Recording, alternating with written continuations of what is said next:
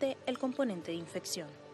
Estudios de imagen como la ecografía y la tomografía computarizada abdominal permite valorar la vesícula, el grosor de su pared, su contenido y las vías biliares. Hoy en día existe un procedimiento que combina endoscopia y radiología para examinar los conductos. Conocida como colangiopancreatografía retrógrada endoscópica, es el tratamiento de elección ya que permite extraer los cálculos sin necesidad de cirugía casi en el 100% de los casos.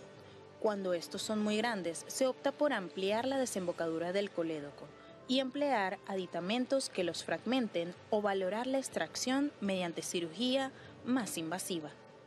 Coledocolitiasis, seguimos hablando sobre este tema. Como les dije, suena bastante complicado, enredado el término médico, pero bien nos sigue explicando Víctor Manrique, que es gastroenterólogo, cuál es esa forma sencilla como pacientes de entender este tema. Y bueno, vemos todos estos órganos que van a ir conectados, que están ahí unidos a través de diferentes conductos y como lo decíamos antes de irnos a la pausa, tiene que ser en manos expertas realizada esta técnica del CEPRE. ¿Por qué? Porque puede tener complicaciones mayores e incluso puede desencadenar el fallecimiento de un paciente si no se hace correctamente, ¿no? Porque se están tocando estructuras bastante complejas y delicadas de nuestro cuerpo. A veces vemos como una cirugía de vesícula puede ser, de repente la escuchamos con mucha frecuencia. Decimos, bueno, me quitaron la vesícula, a mí también, al otro también. Lo vemos como algo muy sencillo, pero que es complejo en quirófano, 100%. Que no es tan sencillo como parece. 100%, y fíjate, te tengo varias anécdotas incluso de mi familiar, un familiar muy cercano, en el cual le fueron a practicar una colelap, que es extracción de la vesícula, y durante el procedimiento, una vesícula bastante compleja, porque esto te lo voy a comentar, que hay pacientes que tienen estos cálculos y le dan larga la cirugía, le dan larga, de una paciente que ya tenía 13 años con los cálculos en la vesícula. Evidentemente, ¿qué pasa? Las paredes de esta vesícula se engruesan, se pueden pegar de los órganos adyacentes y en el momento de hacer el retiro de la misma se hace muy complejo para el cirujano, ya sea por la paroscopia o a un cirugía abierta, aún siendo un cirujano con mucha experiencia. Y durante el procedimiento se tocó el colédoco y hubo una amputación completa. Te podrás imaginar, en mi caso yo tuve que resolver con el cirujano y en mi parte como gastroenterólogo, tratar de hacer una nueva conexión entre el duodeno y el hígado, colocando una prótesis para que pueda drenar la vía biliar, porque si eso no se hace, el paciente termina falleciendo. Entonces, fíjense, un paciente que esté en un contexto de una coledocolitiasis sin hacer absolutamente nada, es decir, sin ningún procedimiento, ¿qué va a ocurrir? Esas vías biliares se dilatan de una gran manera, que uno lo puede ver por eco. El paciente, además de todo el síndrome ictérico obstructivo que va a hacer, puede hacer pancreatitis sin tocar al paciente. Sí. Entonces, al hacer unas pancreatitis, lastimosamente, esto lo digo porque el paciente puede llegar a fallecer teniendo una pancreatitis. Afortunadamente para el paciente las pancreatitis son leves, pero hay un porcentaje pequeño que ocurre que puede hacer unas pancreatitis severas y el paciente, aún entrando en terapia y haciendo todo lo que tenga que hacer, todo el protocolo, el paciente puede fallecer. Y aún la otra complicación es una colangitis de la vía biliar, que es una sepsis literalmente porque se llena de pus sin tocar al paciente. Ahora vamos a ponerle otro contexto. Entro yo como gastroenterólogo a hacer una vía biliar y canulo, entro, fíjate algo que te digo que le digo a los pacientes, imagínate el orificio bien chiquito de una aguja donde tú metes el hilo, ese orificio es más pequeño incluso y trabajamos con dos vertientes, una es con la peristalsis del intestino y dos, el movimiento, la respiración del paciente. Entonces imagínate ese juego que tiene uno como endoscopista, intentar entrar en un pequeño orificio con esas dos vertientes. Una vez que nosotros entramos dentro del orificio, tenemos que pasar contraste y verificar dónde está el cálculo. Hacemos un pequeño corte que se llama esfinterotomía para poder ampliar el canal de trabajo y todo lo que esté arriba, que sea más grande, pueda salir y poder sacarlos con los balones de extracción y la cesta de Dormer. Evidentemente, en este tipo de procedimientos pueden haber sangrado en el momento del procedimiento. Si uno agarró algún tipo de coágulo, a nosotros no nos preocupa gran cosa eso porque como especialistas en área podemos resolver en el momento.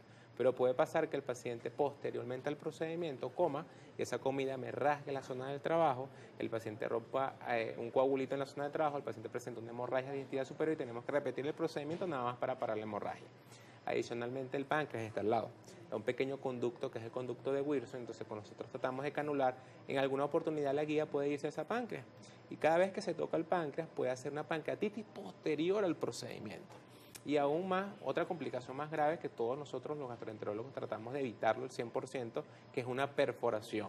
Es decir, ya esto es catastrófico porque ya tenemos que tener un apoyo de un cirujano especialista en vías biliares con nuestra experiencia para poder resolver el tema.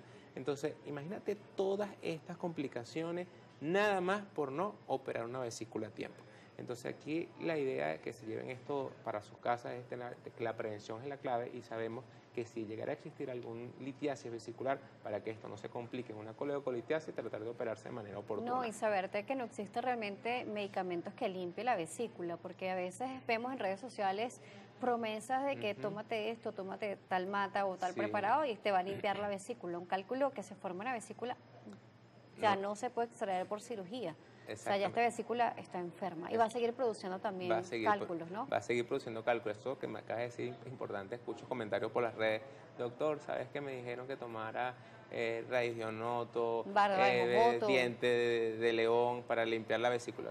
No existe ningún tratamiento herbario que limpie la vesícula. Si hay una vez que está instaurado un cálculo dentro de la vesícula, el tratamiento es netamente quirúrgico. No existe ni siquiera tratamiento médico para poder disminuir esos cálculos, porque siempre lo preguntan. Y otra cosa que hacen, doctor, ¿y por qué no me operan la vesícula, me sacan los cálculos y me la vuelven a cerrar? Porque no tiene sentido hacer eso, porque ya sabemos que es una vesícula que ya está formando cálculos y evidentemente al hacerlo va a seguir produciendo, entonces es un paciente que va a ser sometido varias veces a quirófano y no tiene sentido. Por acá Doménico nos dice que ya no ha podido comer grasa después de quitarse la vesícula y bueno. Eso es muy relativo. Hay pacientes que después de tener una colelapsia, después que retienen la vesícula, pueden comer cualquier tipo de alimento y llevan su vida totalmente normal, hacen ejercicio, comen grasa, todo tipo de alimentos. Granos, hay otros que no. Hay otros que no. Entonces tú muy bien sabes que estás en el área de la salud y manejas mucha cantidad de médicos que vienen que todas las cirugías es un salto al vacío. Sí. Nosotros, como gastroenterólogo, y te lo digo yo honestamente y abiertamente, tenemos complicaciones. Yo he tenido mis complicaciones. O hallazgos quirúrgicos, te cuento. Yo tenía 2 vesículas con 2 vías biliares. Uy, Dios. Doctor. Eso puede pasar y son hallazgos intraoperatorios y bueno, hay que estar también preparados para este tipo de pacientes y también como pacientes entender que en quirófano también tenemos que tener al despertar esa conciencia de escuchar qué fue lo que hallaron, ¿no? Vamos a otra pausa. A regreso seguimos conversando con Víctor Manrique, gastroenterólogo. Así que las preguntas activas, sus comentarios también. Lo que más nos llega es eso, lo de la grasa.